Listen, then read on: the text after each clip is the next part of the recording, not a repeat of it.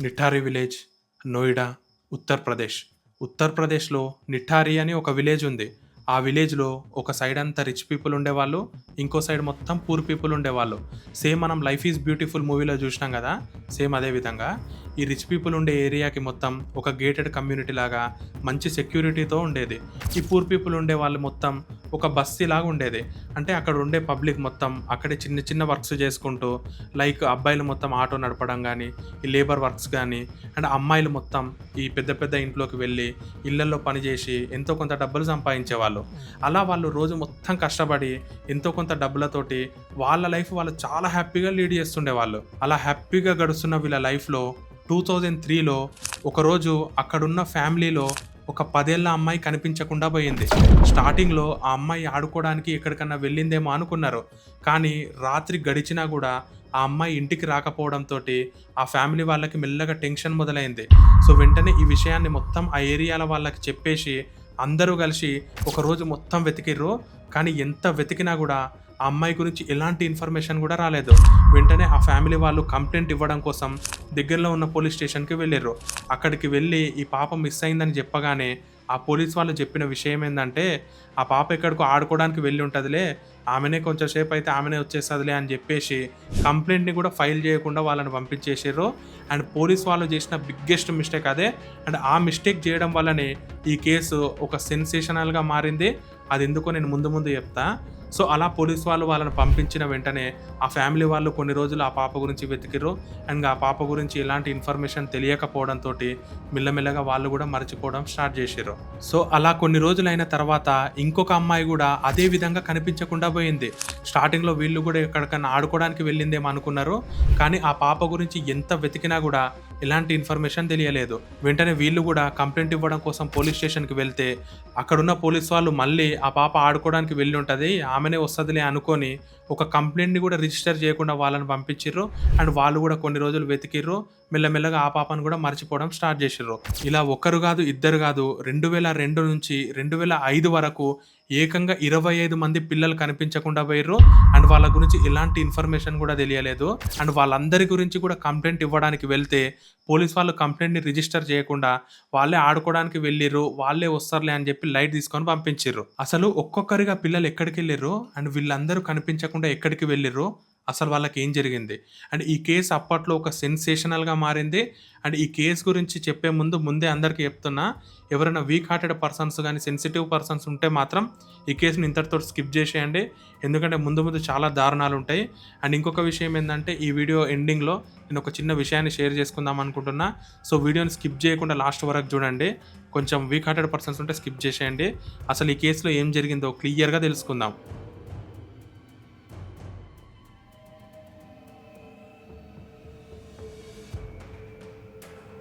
ఇలా డిసెంబర్ 2004 నాటికే ఏకంగా 25 మంది పిల్లలు కనిపించకుండా పోయిర్రు. వాళ్ళ గురించి ఎంత వెతికినా గూడా ఎలాంటి ఇన్ఫర్మేషన్ రాలేదు. అండ్ వాళ్ళ గురించి కంప్లెయింట్ ఇవ్వడం కోసం పోలీస్ స్టేషన్‌కి వెళ్తే, పోలీస్ వాళ్ళు గూడా ఎలాంటి యాక్షన్ తీసుకోకుండా వాళ్ళకి నచ్చజెప్పి, వాళ్ళే వస్తారులే అని జెప్పి వాళ్ళని ఇంటికి పంపించేవాళ్ళు.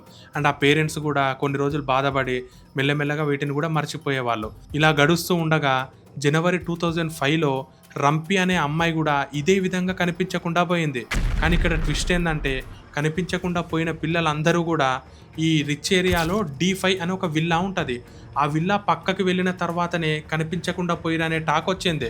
అండ్ ఆ విల్లాకి పక్కనే ఆనుకొని ఒక పెద్ద మురికి కాలువ గూడా ఉంటది. అండ్ ఒక పెద్ద ట్యాంక్ గూడా ఉంటది. సో, అక్కడికి వెళ్ళిన తర్వాతనే కనిపించకుండా పోయిర్రు అనే టాక్ రాగానే అక్కడేదో దుష్టశక్తి ఉన్నట్టు, అది వీళ్ళందరిని తినేస్తుందన్నట్టు వాళ్ళందరూ మెల్లగా భయపడటం స్టార్ట్ జేషిర్రు. అలా ప్రజలందరూ ఆ మూఢనమ్మకాన్ని నమ్మి భయపడుతూ ఉన్న టైంలో 2006లో ఆ ఏరియాలో నందన్ లాల్ అనే వ్యక్తికి 20 ఏళ్ల పాయల్ అనే అమ్మాయి ఉంది. ఆ అమ్మాయి గూడా ఈ రిచ్ ఏరియాలో D5 విల్లాలో పనిచేస్తూ ఉండేది.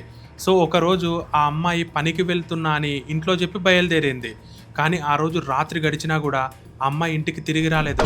స్టార్టింగ్‌లో ఇతనికి మెల్లగా టెన్షన్ మొదలైంది. అండ్ ఎంత రాత్రి గడిచినా గూడా ఆమె ఇంటికి రాకపోవడంతోటి ఆ అమ్మాయి గురించి మొత్తం ఎంక్వైరీ చేయడం స్టార్ట్ జేషిండు. ఒక ఆటో అతని దగ్గరికి వెళ్ళిండు.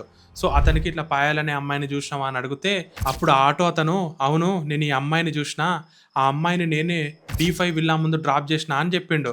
"అవునా, ఎప్పుడు జూషినావు" అనంటే, "నేను ఆ అమ్మాయిని ఆ D5 విల్లా ముందులో డ్రాప్ జేషినా.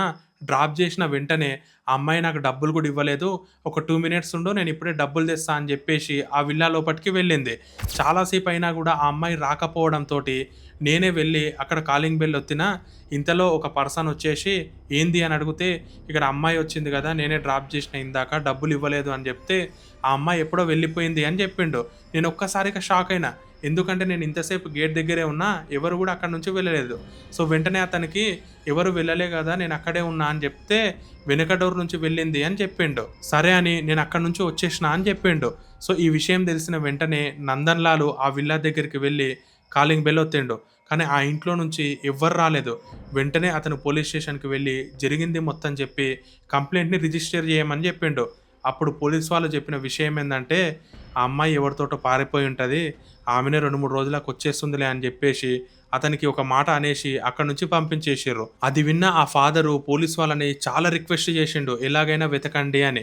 కానీ పోలీస్ వాళ్ళు అతని మాటలు పట్టించుకోకుండా ఆ అమ్మాయి ఎవరితోటో వెళ్ళిపోయింది అని చెప్పేసి అతన్ని అక్కడి నుంచి పంపించేసిర్రు. ఈ నందన్ లాల్ అనే వ్యక్తి అంతటితోటి ఆగకుండా అతని దగ్గరున్న డబ్బులతోటి ఒక మంచి లాయర్‌ని మాట్లాడుకొని హయ్యర్ ఆఫీసర్స్ దగ్గరికి వెళ్ళిండు.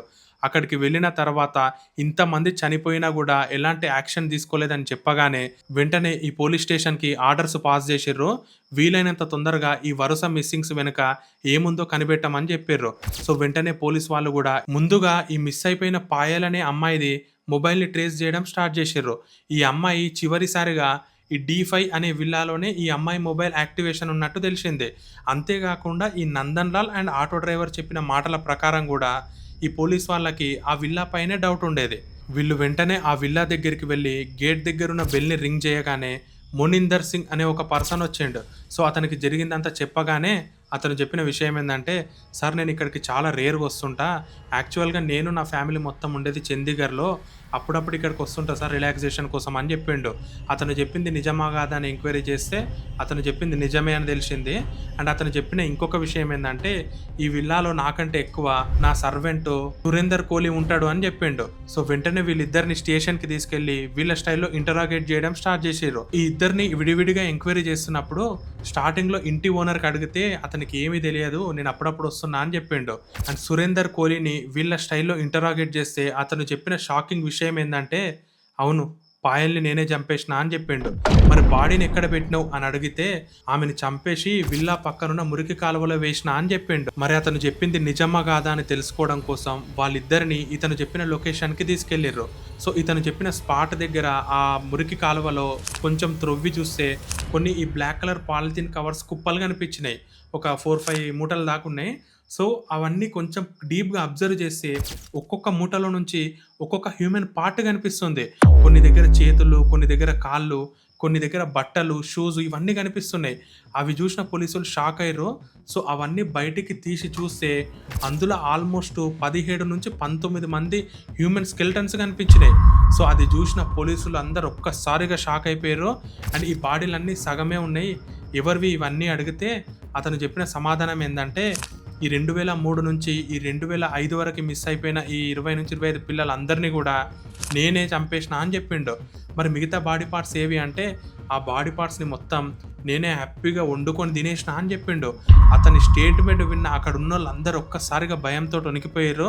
అసలు వీళ్ళందరినీ ఎందుకు చంపినావు అని అడిగితే ఆ సైకో గాడు చెప్పిన సమాధానం ఏందంటే, ఏమో వీళ్ళందరికీ నేను చాక్లెట్ ఇస్తా, అది ఇస్తా, ఇది ఇస్తా అని ఆశ పెట్టి ఆ రూమ్‌కి తీసుకెళ్తా.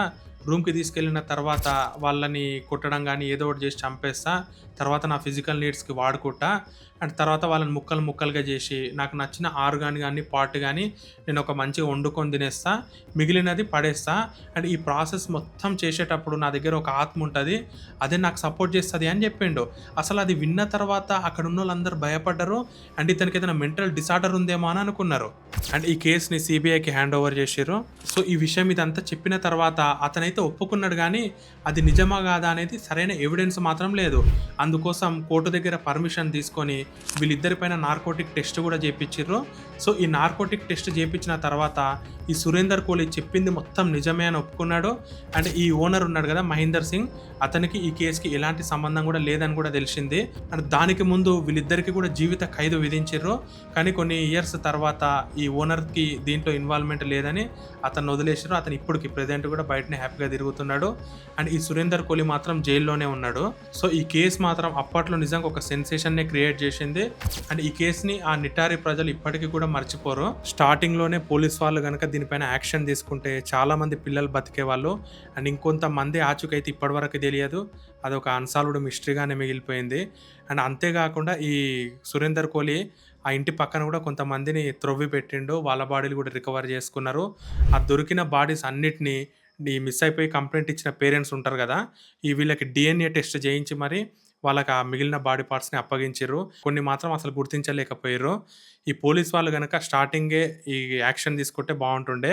సో, స్టార్టింగ్‌లో యాక్షన్ తీసుకోకుండా వీళ్ళు లైట్ తీసుకున్న పోలీస్ ఆఫీసర్స్ ఉంటారు గదా!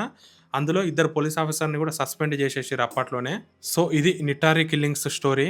చూసిర్రు గదా! ఎంత దారుణంగుందో. ఇలాంటి సైకోగాళ్ళు గూడా ఉంటారు. అండ్ నేను స్టార్టింగ్‌లో చెప్పినా గదా! ఈ వీడియో చివరలో నేను చిన్న ఫీలింగ్‌ని షేర్ చేసుకుంటా అని. సో, నాకైతే ఒక మంచి రెస్పాన్స్ అయితే ఇస్తున్నారు. బానే సపోర్ట్ చేస్తున్నారు. అసలు లాస్ట్ వీడియోకి మీరు ఇచ్చిన రెస్పాన్స్ మాత్రం అసలు నేను ఎక్స్‌పెక్ట్ గూడా చేయలేదు. ఇలాగే మీరు నాకు సపోర్ట్ చేస్తూ ఉండండి. మనం 100కే రీచ్ అయిన వెంటనే మనం మంచిగా సర్ప్రైజ్ ప్లాన్ చేస్తున్నా. నాకు రోజు అంటే ఎప్పుడు నన్ను సపోర్ట్ చేసే వాళ్ళని నేను అస్సలు మర్చిపోను. ఇక్కడ కామెంట్స్ గూడా పెడుతున్నా చూడండి. ఈళ్ళు మాత్రం నాకు రెగ్యులర్‌గా కామెంట్ చేసి నన్ను సపోర్ట్ చేస్తున్నారు. వీళ్ళందరికీ నేను ఖచ్చితంగా అంటే మీకు సపోర్ట్ చేసే ప్రతి ఒక్కరికి నేను అయితే సర్ప్రైజ్ గిఫ్ట్స్ ప్లాన్ చేస్తా. మీరు మాత్రం ఇలాగే నాకు సపోర్ట్ చేస్తూ ఉండండి. నెక్స్ట్ ఇంకొక మంచి థ్రిల్లింగ్ స్టోరీతోటొస్తా. అప్పటి వరకు ఇక్కడ 2 స్టోరీస్ పెడుతున్నా. అవి చూసేయండి. నెక్స్ట్ ఇంకొక మంచి వీడియోతోటొస్తా. బాయ్.